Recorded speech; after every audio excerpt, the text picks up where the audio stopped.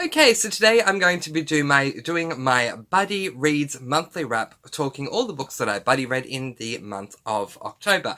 The reason why I separate my monthly wraps into Buddy Reads and my standard reads that I do is to give more time for both. So here I have more time to elaborate on the books that I've buddy read for the month of October. I buddy read 4 books in the month of October, so let's get right into it. The first book that I buddy read in the month of October was this book that's hard to see the title on, but it is The Count of Monte Cristo by Alexandre Dumas. This is an adult classic book, and I gave this book 5 stars because it was just so fantastic.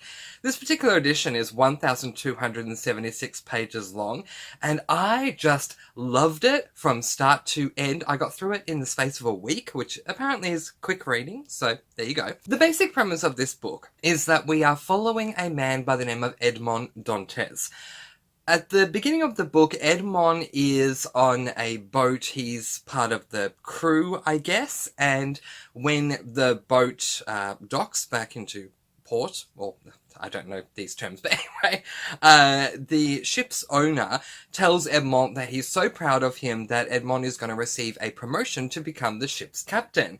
Well, one of Edmond's crew members, who is older than him, Edmond is only 19, gets extremely jealous, and therefore devises a plan to get Edmond falsely imprisoned, accusing him of Bonapartism, which was a very big deal back in those days in Paris, in France. So Edmond goes to jail. Edmond, meanwhile, has no idea why he's there. He just knows he is.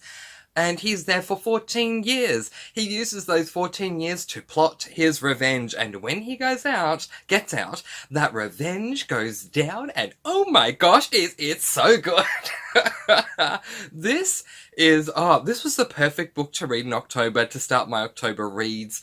It was the very first book that I read in the month, as well as it being my first buddy read, and it just set the month off so well for me.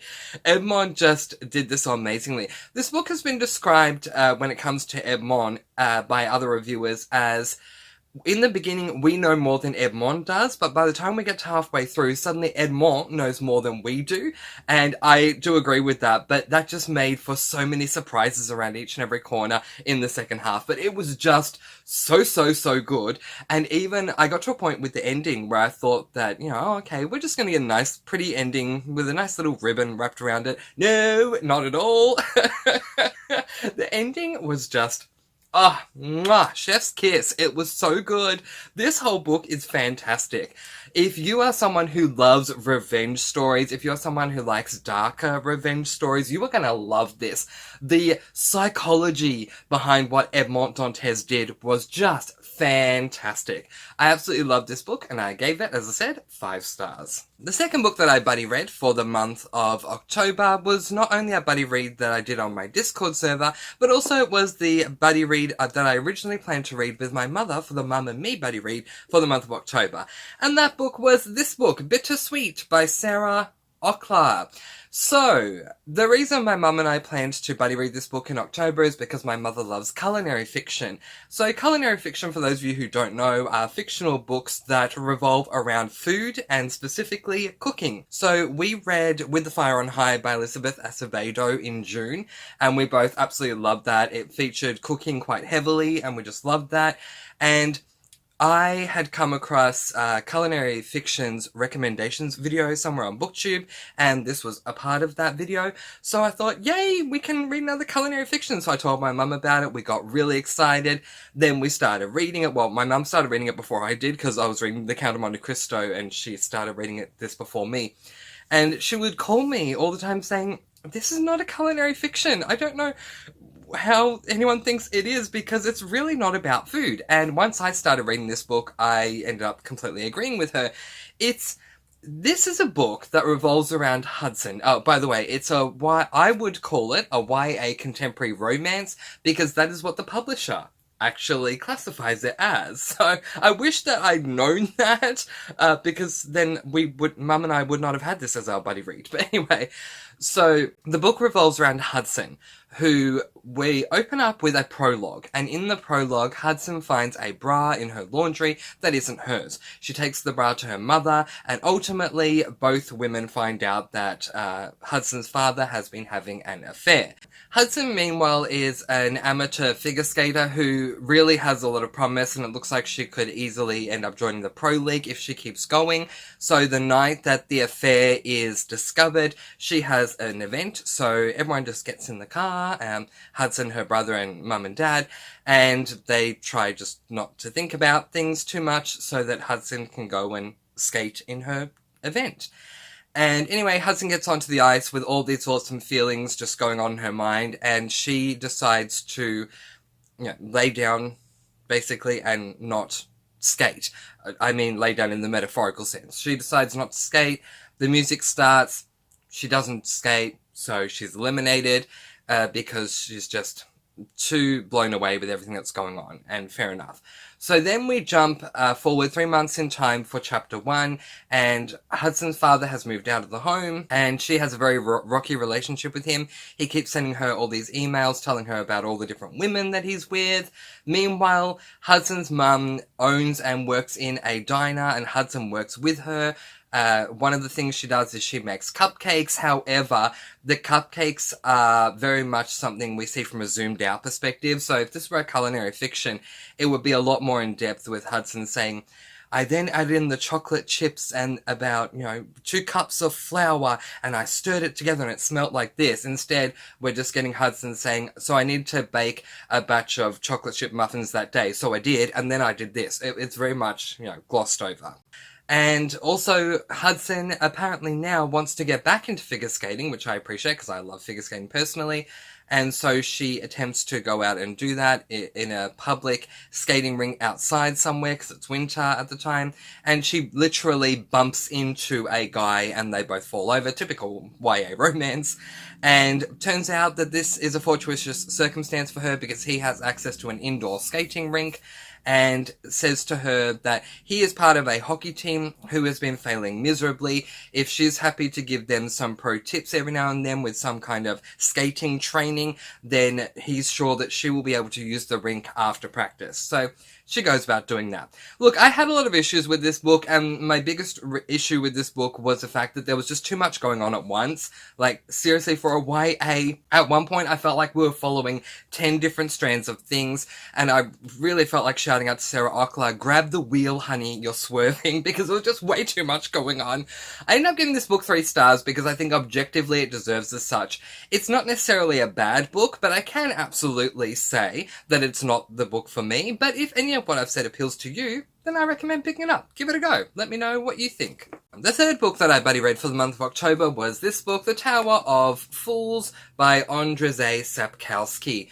Okay, this is an adult fantasy book, and I gave this book the quite generous, in my opinion, rating of 2 stars. Okay. Let's talk. So apparently Andrzej Sapkowski is very well known for a very famous series that he wrote called The Witcher series.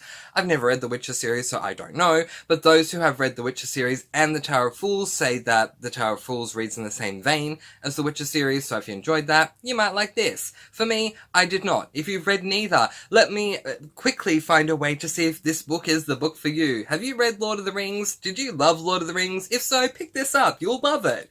Turns out, I don't like Lord of the Rings. I read it last year.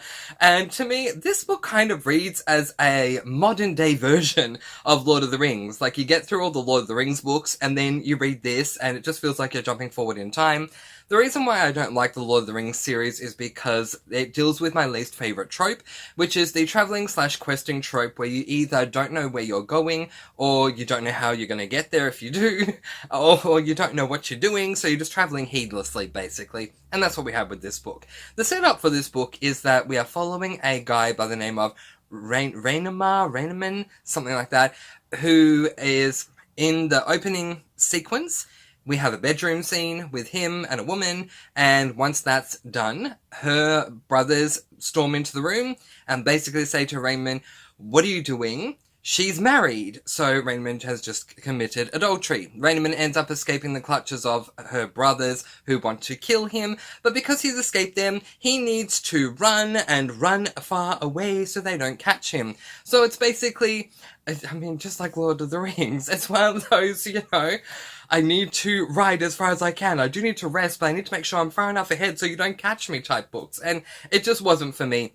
The final sequence of this book I thought was pretty good, like the last couple of chapters, because it dealt with some really high fantastical elements that I loved, but otherwise, this book just really wasn't for me. Also, there's a magic system in this book, but I have not read a softer magic system in my life. So quick definition in case you don't know, a soft magic system is where we have a magic system in a book that we don't know the boundaries of. We don't know all the laws or limitations to do with that magic system. A hard magic system, you know absolutely everything going in. Examples of this include a soft magic system being the Harry Potter books. While we know some things, we definitely do not know everything, and with hard magic system, really any of these Brandon Sanderson books, Mistborn Era 1 being a great example, it's a hard magic system. We know everything about the magic system. This is the softest magic system. We have moments where certain things are being used or said or whatever, and then suddenly something happens, and I cannot tell you how they happened. It was just like, oh, okay, so then that happened. I mean, so it just really wasn't the book for me, and I gave this book 2 stars. The final book that I buddy read in the month of October is a book that I had not read for 10 years. I picked it up with the sole purpose to read it with a critical eye, being much more well-read now than I was back then, and that book was this book, Twilight, by Stephanie Meyer. This is a YA fantasy paranormal, take it as you will, we'll call it fantasy. As said, I went into this book because I wanted to read it with a critical eye and, you know, give it a critical review. That did not happen. I found out pretty quickly after the first chapter that this book, I just ended up allowing it to wash over me. I was filled with such nostalgia reading chapter 1, and then I just got so willingly lost within this world that literally everything around me just melted away, and I was inside of this book, walking around with all the characters. It was just so much fun. I gave this book an overwhelming 5 stars, and I loved it so much to the point that I took out a book that I planned to read in November to replace it with book number 2 in this series, New Moon, because I got to read me more Twilight, and I got to read it now. So the basic premise of this book, in case you don't know, is that we're following a girl by the name of Bella Swan who moves interstate to live with her father after her mother and father have been separated for a while. Her mother ends up getting a new boyfriend and Bella doesn't like him. So she moves interstate to live with him, and Bella doesn't seem like someone who really likes life. She does what she has to do, but she's not really a fan of Forks, where her father lives, until she walks into her biology class at the local high school and she sees the pale-faced, gorgeous-looking Edward Cullen. And Bella becomes completely obsessed with him and has no idea why.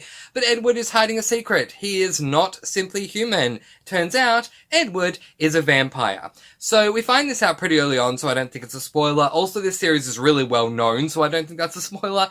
And the remainder of the book it revolves around an adventure that Edward and Bella end up having. So I loved this. One of the biggest things that I have to say about this book is I love the world building. I forgot just how much world building is in this book. When it comes to vampires and werewolves, we just learn so much about this world that Stephanie Meyer has built, and I just found it to be absolutely fantastic. I wasn't a fan of the scenes where Bella was with her mortal high school friends or her mortal father, but I loved when she was with any of the paranormal beings. I had a lot of fun with that. So an overwhelming 5 stars from me, and can't wait to get on to New Moon practically next week. So, or well, at the beginning of November, because I got to read me more of this. And now for everyone's favourite game that we like to call Up, these are the books that I read in the month of October that I had for a buddy read. What books did you buddy read in the month of October? Let me know in the comments below. Have you read any of these books before? What did you think of them? Let me know that as well. But in the meantime, that is where I am going to leave it, letting you guys go with peace, blessings, and so much love. I post videos every Monday, Wednesday, and Friday, and I'll see you again soon. Mwah! Thank you so much for watching. Be kind and love one another. And happy reading!